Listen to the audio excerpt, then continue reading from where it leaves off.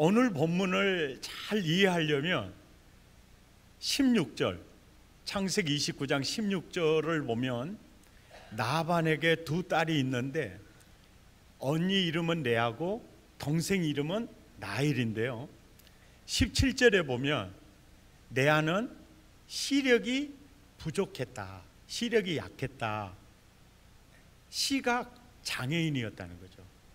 누군가의 도움이 없이는 생활을 할 수 없는 그런 정도의 약함을 표현하는 것이죠. 그러니까 장애를 안고 세상에 태어났습니다. 그리고 얼마 지나서 동생이 태어나는데 그 동생은 레아와 너무나 비교된 존재로 이렇게 태어난 거예요. 그러니까 이 성경은요, 레아가 주어예요. 레아가 주어입니다. 지금 라헬 얘기를 하고 싶은 게 아니에요. 레아는 시력이 약하고 라헬은 곱고 아리따웠다. 이 말은 거기에 비해서 레아는 고운 면도 없고 아름다운 면이 없는 여자였다. 그러니까 어렸을 때부터 모든 시선이 라헬에게 쏟아졌을까요? 레아에게 쏟아졌을까요? 라헬에게 쏟아지죠. 그럴 때 레아는 가만히 서 있어도 투명인간 상처를 받는 거예요. 그리고 나이가 들어서 결혼할 정년기가 됐는데 그 집에 먼 친척의 한 총각이 피난을 라반의 집으로 온 거예요. 그러니까 라반이 원해서 온 게 아니고 야곱이 형 에서가 죽이려고 하니까 외삼촌 댁으로 도망간 거예요. 어쩐 일이냐 그러니까 저를 머슴으로 써주십시오, 일꾼으로 써주십시오. 그래서 사실은 친척이지만 직분은 머슴이에요. 그러니까 레아가 그런 생각을 했을 거예요. 머슴이니까 쟤 한번 해볼까? 이런 생각도 있었겠죠. 왜냐하면 머슴이니까 나야 시각장애인이고 곱지도 않고 아리답지도 않지만 그래도 난 주인의 딸이고 쟤는 머슴이니까 할 수 있잖아요.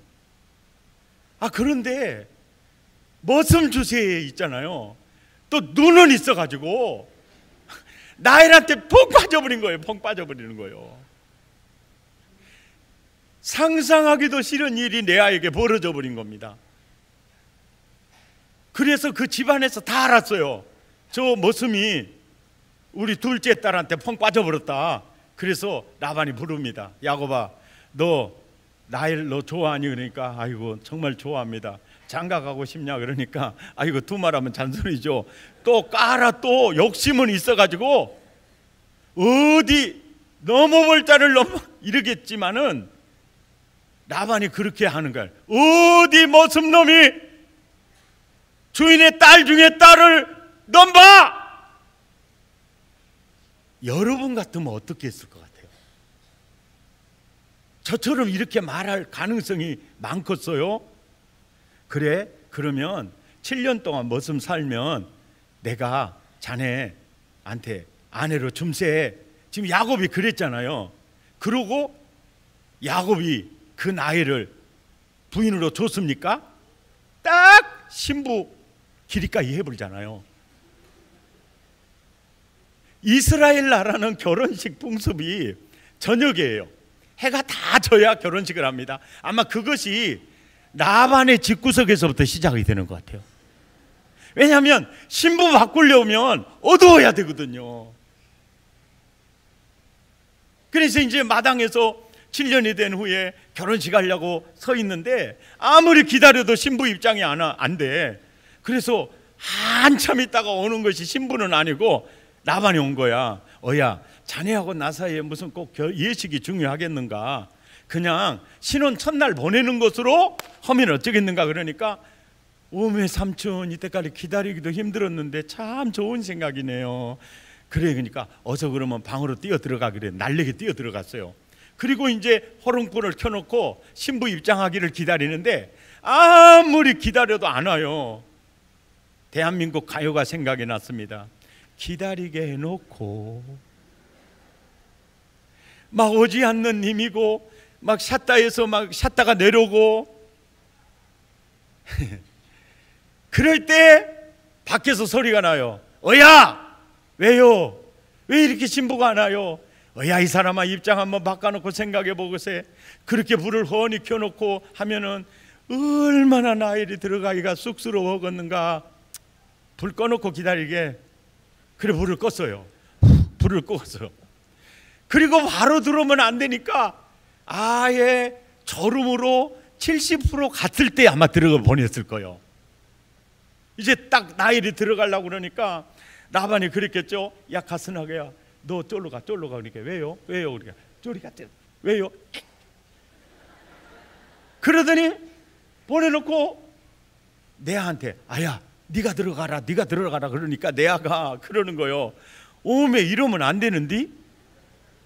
말로는 오메 이러면 안 되는디? 다리는 이미 들어가고 있어요. 이것이 국민 여러분 여자의 마음인가 봐요. 말하고 다리하고 달라. 죄송합니다. 아닌 소리 했으면 용서해 주시기 바랍니다. 근데 내가 경험한, 내가 대부분 여자분들 보면은 말하고 그거 많이 다르더만요. 엄청 상다리가 쓰러지도록 차려놓고요. 아따, 차린 것이 없구먼요. 대놓고 거짓말 해버려요.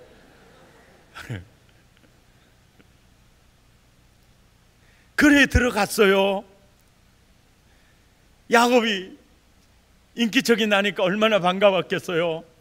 불을 켜서 얼굴 보고 싶었겠죠. 그럴 때 레아가요 굉장히 또 숭악한 면이 있었더라고요. 야곱의 매가지를 확 잡고 먼 불을 켜 그러면서 그대로 데리고 이불 속으로 들어가 본 거예요. 그런데 이런 내용은 성경에는 없어요. 성경에는 없어요. 그런데 신부가 교체된 사실을 언제 아느냐면 신혼 첫날밤을 보내고 그 다음날 아침에 야곱의 눈이 떠져 가지고 자기야 잘 잤어? 깍꿍 본께 왼수가 있는 거예요. 오메 이것이 뭔 일이요? 그리고 이제 따지러 간 거예요. 삼촌, 세상에 이럴 수가 있습니까? 그러니까 어야 잠깐만 내 얘기 들어봐. 잠깐만 내 얘기 들어봐. 자네하고 나하고 입장 한 번만 바꿔놓고 생각해봐. 뭘 바꿔요? 어야, 잘 들어봐. 자네한테 두 딸이 있는데 큰 딸은 겁나게 거시기 하고 둘째는 아주 때깔나. 만약에 자네가 내 입장이라면 아무리 큰 딸이 거시기 하다고 둘째부터 여우 걷는가? 아니, 듣고 보니까 일리가 있어요. 일리 있는 말에 속으면 절대 안 됩니다. 사기꾼들도요 일리가 너무 일리만 있는 게 아니에요. 1, 2, 3, 4 이게 정확해. 그래도 수습이 안 되니까 이 숭악한 양반이 어야 좋아, 나일도 내 자네한테 줄게. 언제요? 내가 7년 동안 머슴을 더 살면 일주일 뒤에 내가 줄게. 듣고 보니까 괜찮거든. 7년을 기다렸는데 7일을 왜 못 기다리겠어요? 까짓 거 그럽시다 그랬어요. 그렇게 해서 사실은 아버지가 사기쳐 가지고 시집간 여자가 누구게요? 레아예요. 그런데 일주일 뒤에 라헬이 야곱의 부인이 되기 전에도 레아는 자기 남편의 마음에 들어갈 공간이 없었어요. 그래서 레아라는 이 역사적 사건을 통해서 하나님이 보여주고 싶은 내용이 뭐냐면, 그는 태어날 때부터 시각 장애인으로 태어났으며 곱거나 아름다운 면이 하나도 없어서 그는 어린 시절부터 계속 상처 속에서 사는 여자였는데, 그의 한이 있었는데 호적상으로는 남편이 있었으나 남편의 마음에 들어갈 공간이 없고 한 여인으로 태어나 남편에게 사랑 한번 받아보는 게 진정한 한이었어요. 한이었습니다. 그런데 시각장애인으로 태어나 고운 면도 없고 아리답지도 못하고 정말 많은 사람에게 투명인간 대접을 받으면서 살아왔는데, 그러니까 그 상처 때문에 세상에게 눌려버릴 수밖에 없는 이 여인인데요, 이 여인이 세상을 이길 수 있었던 것은, 세상을 이기는 에너지는 믿음이거든요. 근데 이 레아의 믿음이 뭐냐면요, 하나님, 나는 시각장애인입니다. 그래서 나는 하나님이 필요합니다. 왜요? 하나님이 나의 눈입니다. 하나님이 나의 눈입니다. 하나님, 나는 곱지도 않고 아리답지도 않습니다. 내 아름다움은 하나님이십니다. 하나님이십니다. 그리고 기도를 해요. 하나님, 나는 호적상으로는 남편이 있습니다. 그러나 실제적으로는 남편이 없는 거나 같아요. 하나님이 내 남편입니다. 이것이 바로 레아의 믿음이에요. 그래서 그는 기도할 때 내 눈을 열어주세요, 나 곱거나 아름답게 해주세요, 이 기도는 하지 않고요, 하나님, 내가 딱 한 가지만 구하겠습니다. 한 가지가 뭐냐면, 나도 한 여인으로서 남편에게 사랑 한번 받아보게 해주세요. 이 기도를 수십 년을 하게 되는데, 그 기도가 수십 년이라는 것은 성경에 기록은 없으나 성경에 나타난 여인 중에 기도 응답의 사이즈가 제일 큰 여인이 레아입니다. 그래서 열매를 보고 그 믿음을 보는 거예요. 결과를 보고 원인을 보여주는 하나님의 계시 표현법에 의하면 이 여자는 기도에 젖어서 살았어요. 이 믿음이 결국 세상을 이기게 되는데, 그래도 남편의 사랑에 대한 미련은 늘 있었어요. 그래서 오늘 본문이 그 남편의 사랑의 미련이 완전히 이제 끊어지고, 이제 그의 라이프 스타일이 완전히 거듭나버리는 이 내용이 이 본문 속의 핵심, 하나님이 말씀하고 싶은 그 내용을 그대로 드러내고 있는 거예요. 첫째 아들을 낳고 32절에 첫째 아들을 낳고, 그리고 33절에 둘째 아들을 낳고 34절에 셋째 아들을 낳고, 그들의 이름을 지을 때 그 이름 짓는 걸 보면 그 남편의 미련, 남편의 그 굴레에서 완전히 묶여져 있는 것을 볼 수가 있어요. 자, 32절을 봅시다. 시작. 레아가 임신하여 아들을 낳고 그 이름을 누베인이라 하여 이르되, 여호와께서 나의 괴로움을 돌보셨으니 이제 내 남편이 나를 사랑하리로다. 그 의미로 누베인이라고 지어요. 둘째, 33절 시작. 그가 다시 임신하여 아들을 낳고 이르되, 사랑받지 못함을 들으셨으므로 내게 이 아들도 주셨도다 하고 그의 이름을 시므온이라 해요. 아직까지도 남편의 미련을 버리지 못하고 있죠. 34절에 셋째를 낳고 시작. 그가 또 임신하여 아들을 낳고 이르되, 내가 그에게 새 아들을 낳았으니 내 남편이 지금부터 나와 이제는 연합하리로다. 그리고 레위라고 이름을 지어요. 지금까지는 전부 남편에게 사랑받는 그 목마름의 굴레에 묶여 있죠. 넷째 아들을 낳으면서 내 아이의 믿음이 어떻게 변하는지, 내 아이의 라이프 스타일이 어떻게 변하는지 35절을 보세요. 그가 또 임신하여 아들을 낳고 이르되 내가 이제는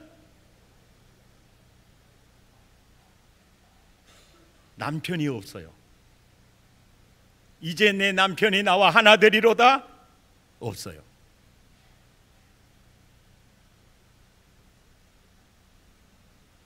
이제는 남편의 굴레에서 완전히 벗어났어요. 내가 이제는 여호와를 찬송하리로다. 아멘입니까? 아멘입니까? 그리고 그 이름을 유다라고 지어요. 이 역사적 사건이 오늘을 사는 나와 여러분에게 주는 놀라운 메시지가 있어요. 이 세상에서 아내의 마음을 완전히 채워줄 남편이 이 땅에 존재할까요? 설교는 듣고 계시지요? 남편의 마음을 채워줄 아내가 이 땅에 존재할까요? 안 해요. 자식을 만족시켜줄 수 있는 부모가 존재할까요? 안 해요. 예. 부모를 만족시켜줄 자녀는 존재할까요? 말 좀 해보세요. 없어요. 이거 잘 생각하셔야 돼요.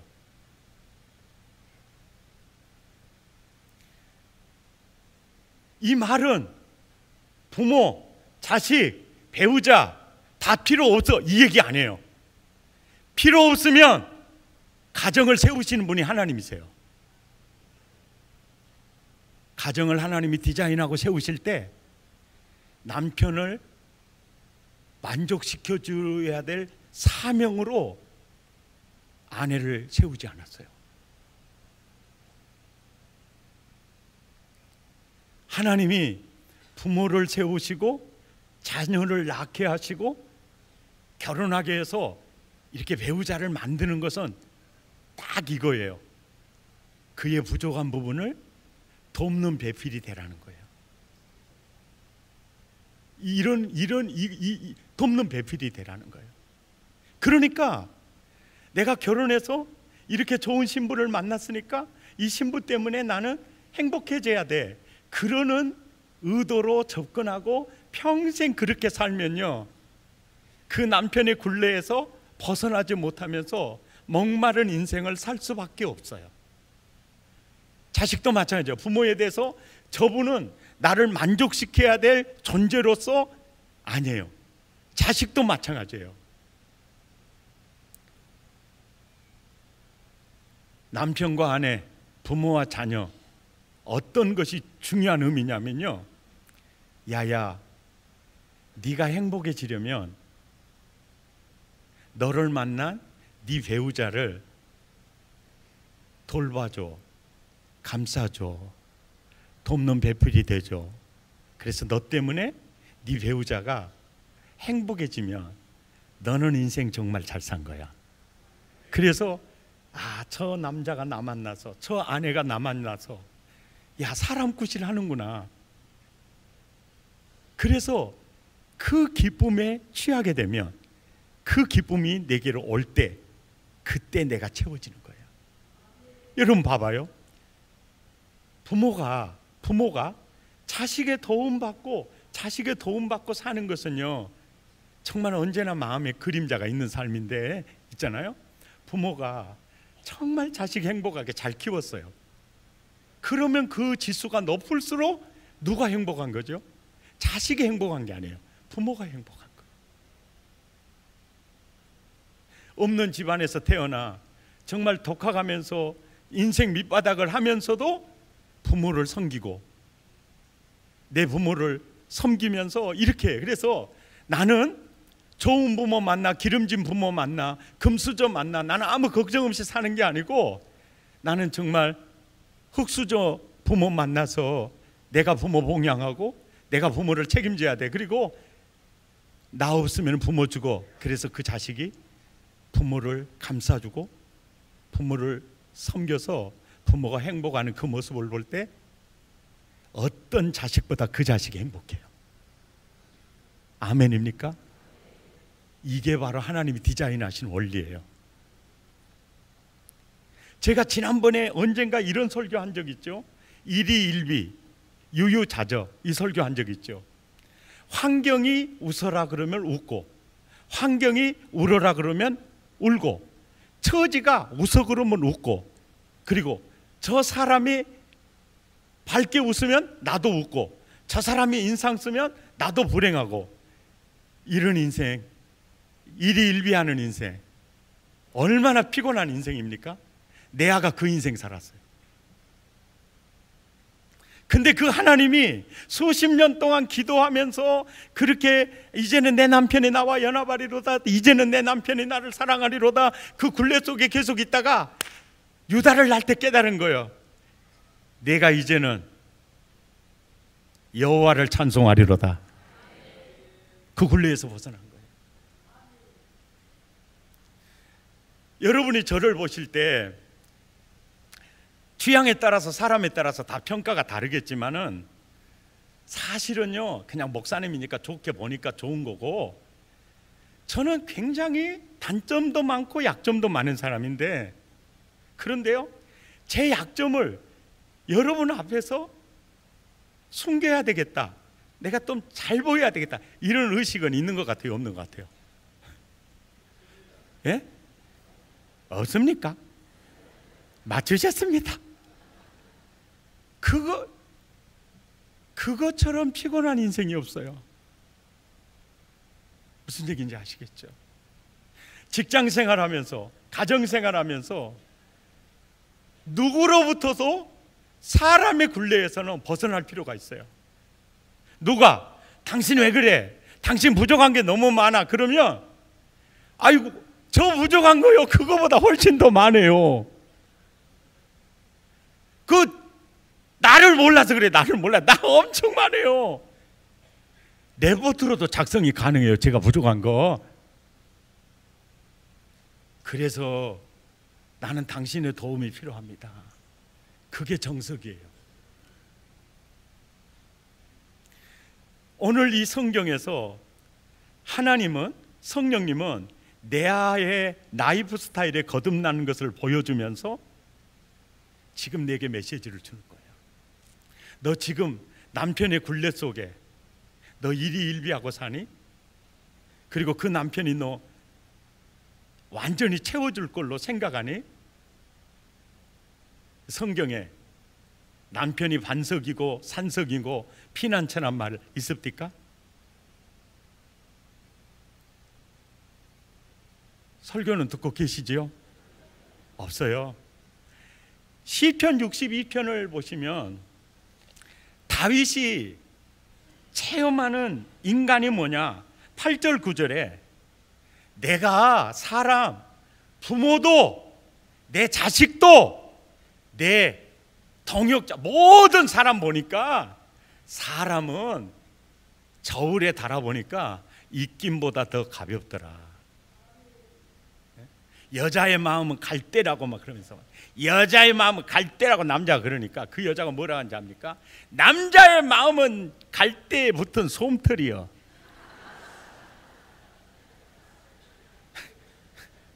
그 말이 딱 맞는 말이에요. 남자 여자 보면 아니에요. 사람은 다 변하는 겁니다. 이게 인생이에요. 그리고 4절 보세요. 입으로는 축복이요 근데 속에는 저주요. 한결같이 이러지는 않지만 모든 사람이 다 이렇지는 않겠지만은 다윗이 체험한 인생의 모습이에요. 그래서 다윗이 1절과 2절에 나의 영혼아 나의 영혼이 잠잠히 하나님만 바라며 오직 그만이 나의 반석이시고 나의 산성이시고 아멘입니까? 이러는 거예요. 이 고백이 지금 내 아에게 있는 거예요.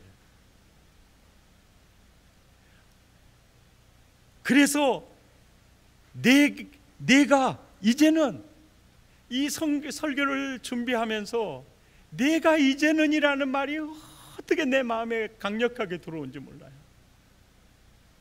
내가 이제는 남편의 굴레에서 벗어나리라. 이혼한다 이 얘기 아니거든요.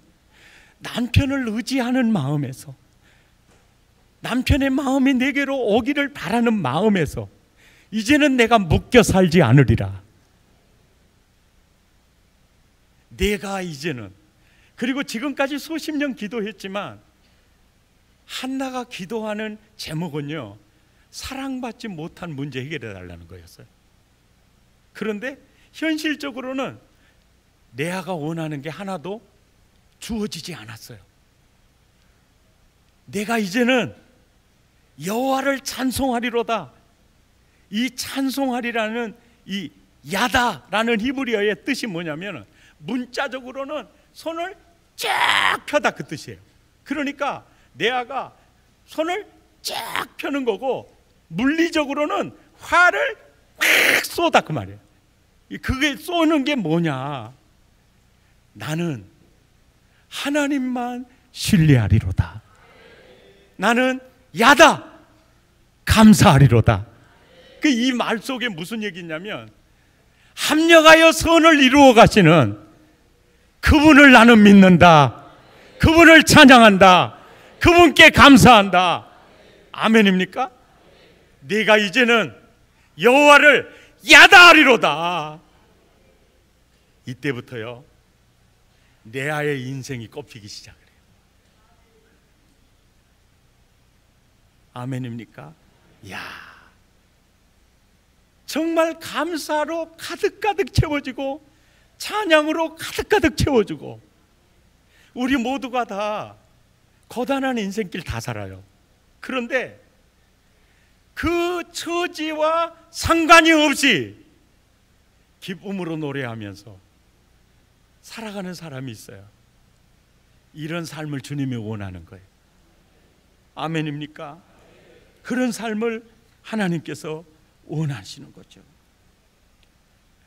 그래서 레아는 그의 생전에는 자신의 기도의 제목대로 자신의 뜻대로 된 것이 아무것도 없었어요. 그럼에도 불구하고 나는 하나님을 믿습니다. 하나님의 섭리를 믿습니다. 선을 이루어 가신 하나님을 야다 찬양합니다. 그러고 갔어요.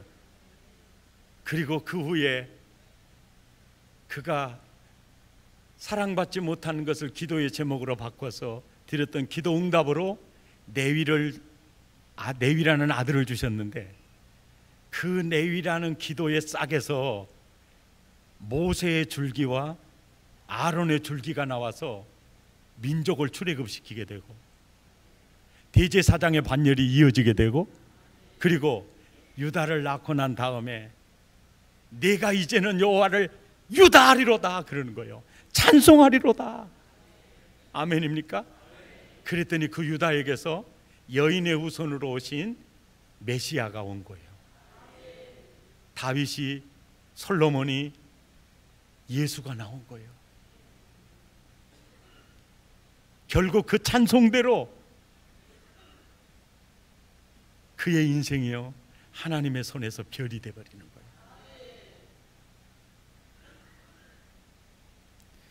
오늘 이 설교를 듣고 맥주 감사절을 보내는 나도 그러고 여러분도 그러고요, 환경과 사람에 따라서 일희일비하는 인생이 아니고 내가 이제는 여호와를 신뢰하리로다. 그분의 섭리를 믿으리로다. 그리고 그분 앞에 예배하리라. 그분 앞에 감사하리라. 그게 바로 그 인생을 딛고 일어서는 멋진 모습인 거죠. 신앙생활의 라이프 스타일이 완전히 거듭나는 순간입니다. 이런 은혜가 나와 여러분에게 있으시기를 축복합니다. 사람은요, 환경과 처지 때문에 다 불행한 게 아닙니다. 정말 어느 어두운 터널을 수없이 걸어가면서 첩첩산중을 넘어가면서도 감사하고 늘 기쁨으로 넘어가는 사람이 있어요. 그런데 이상해요. 환경과 처지보다 더 중요한 게 그거에 대한 반응이에요. 이게 반응. 근데 참 이 감사의 신비인데요, 감사합니다 그러면 사람이 행복해져 버려요. 따라서 했다 오메 미치겠네 그러면 미쳐버려요. 따라서 했다 오메 환장하겠네 그러면 그 사람은 환장한 굴레에서 벗어나오질 못해. 내가 이제는 여호와를 찬송하리로다. 이게 바로 빠져나오는 승리의 비결이라는 거죠. 참 미안해요. 감사는 참 신비해. 감사하면 행복해져요. 원망하면 불행해져요. 만델라라고 하는 넬슨 만델라, 남아공의 참 귀한 정치 지도자잖아요. 1962년도에 정치범으로 수감이 되고 27년 뒤에 1990년 2월 11일 날 72살로 석방이 됩니다. 72살 된 분이 얼굴이 달덩이에요. 그러니까 기자가 물었어요. 아니 억울하게 옥살이하고 나오시는데 어떻게 얼굴이 꽃인잎처럼 돼야 되는데 달덩이 같냐고. 그러면서 물어봤어요. 물어봤더니 그가 하는 말입니다. 나는 감옥에서 하나님께 늘 감사했습니다. 땅을 보고 감사하고요, 하늘을 보고 감사하고요, 물을 마시며 감사하고요, 음식을 먹으면서 감사하고요, 노동을 하면서도 일할 수 있음에 감사했고요. 이것이 내 건강을 지키는 비결이었습니다. 근데 참 희한한 게 감사는 꼭 자석 같아 가지고요, 감사합니다 그러면요 감사가 또 붙어요. 아주 성깔 안 좋은 목사님이 계셨어요. 내 이름은 안 밝히겠습니다. 그분은 설교할 때도 성깔을 잘 부려.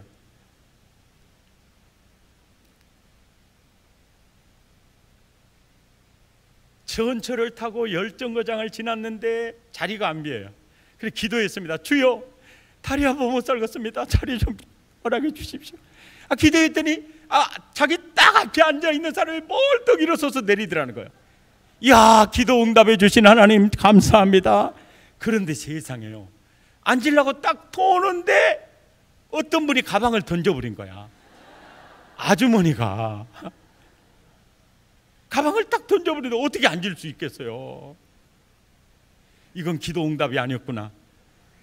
그러면서 그 아주머니를 보고 어머 저런 인간이 어디가 있냐 그러면서 막 있는데, 너 아까 감사하듯이 너 지금도 감사해야 되지 않겠냐 그러니까, 뭘 감사합니까? 그래도 감사해야지. 그래서 감사합니다 이제 이랬어요. 그랬더니 감사가 또 붙는데, 야, 저 왼수가 말이야, 네 마누라 안 된 거 얼마나 감사하냐.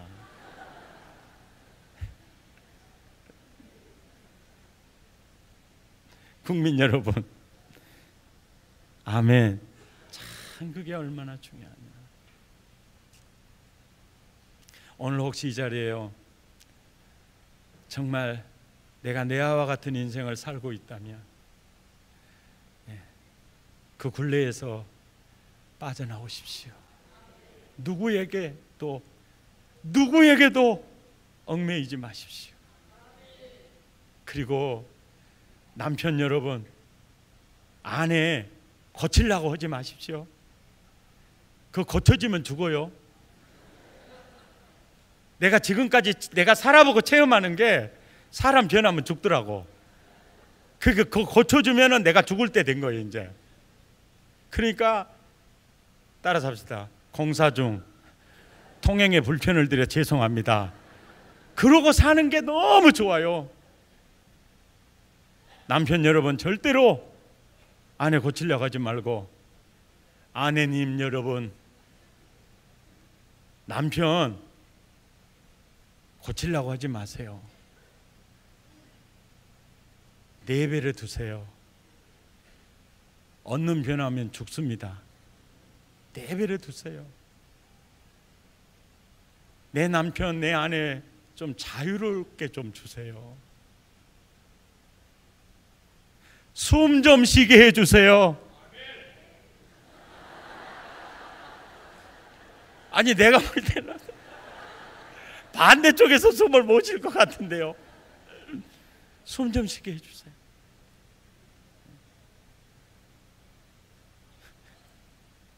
아멘이죠.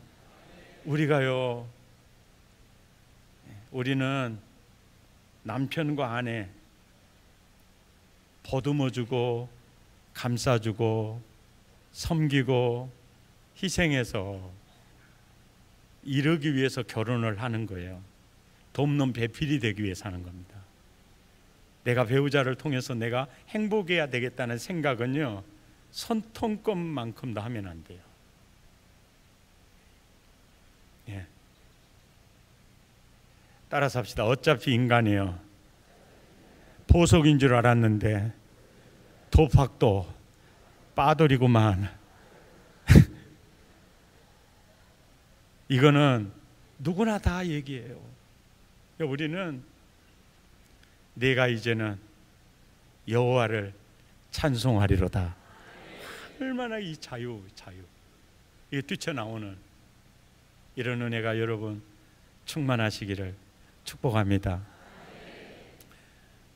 오늘 결단성을 뭘로 할까 생각해 보니까 한량없는 은혜네. 우리가 자주 부르는 노래지만요, 진짜 내 진심과 내 영혼과 뜻과 정성을 다해서 이 노래 한번 불러봐요.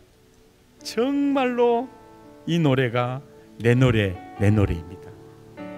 아멘, 아멘. 찬양하시겠습니다.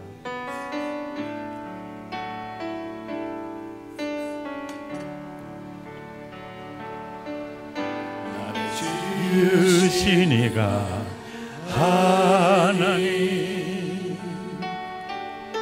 나를 부르신 이가 하나님, 날 보내신 이도 하나님, 나의 나 된 것은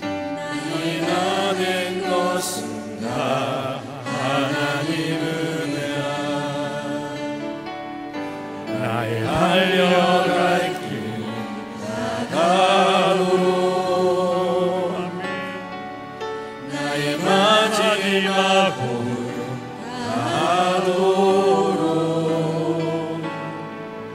나로 그 십자가 품게 하시니, 나의 나를 것은 다 하나님 은혜라. 한량없는 은혜, 갚을 길 없는 은혜, 내 삶을 내워 사는 하나님의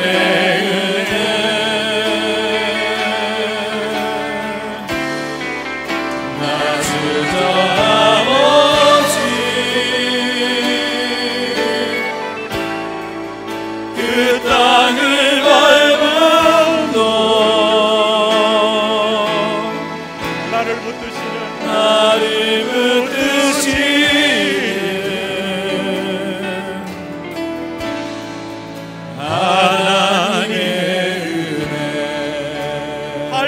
없는 은혜, 한량없는 은혜, 갚을 길 없는 은혜, 내 삶을 애워사는 하나님의 은혜, 하나님의 은혜,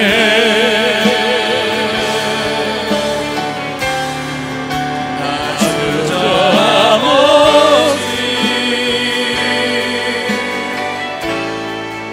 그 땅을 밟고 나를 붙드시는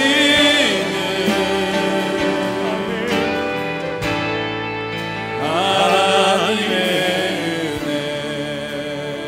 우리 함께 기도하겠습니다. 시각 장애인으로 태어나 곱지도 않고 아리답지도 않고 동생에 비해서 언제나 투명인간 대접받으며 살았던 내야, 호적상으로 남편이 있었으나 남편의 마음에 들어갈 공간이 없었던 가여운 여인. 첫째 아들을 낳고 이제 내 남편이 나를 사랑하겠지. 둘째 아들을 낳고 이제 내 남편이 나와 연합하겠지. 셋째 아들을 낳고 이제는 남편이 나를 사랑할 거야. 그러다가 깨달은 게, 남편을 통해 내가 행복해지는 만족감을 얻는 것이 하나님이 디자인한 가정이 아니구나. 이제는 내가 바라봐야 할 분은 하나님뿐이야. 그만이 나의 만족이 되시고 그만이 나의 기쁨이 되시며, 이제는 그 굴레에서 벗어나리라. 내가 이제는 여호와로 말미암아 살리라. 내가 이제는 하나님을 신뢰함으로 살리라. 내가 이제는 하나님의 섭리를 신뢰함으로, 감사함으로, 찬양함으로 살리라. 기쁨으로 살리라. 그의 라이프 스타일이 거듭나는 순간 내가 체험하게 하여 주옵소서. 환경과 처지에 매여 살지 않게 하시고 사람에게 매이지 않게 하시고 오직 하나님으로, 하나님의 나라를 자주 독립을 통해서 누리며 살게 하여 주옵소서. 주의 은혜를 부어 주옵소서. 주의 은혜를 부어 주옵소서. 주님이 주신 말씀 부여잡고 우리 결단소 마음을 토하고 입술을 열어 함께 기도하겠습니다. 고마우신 하나님 아버지,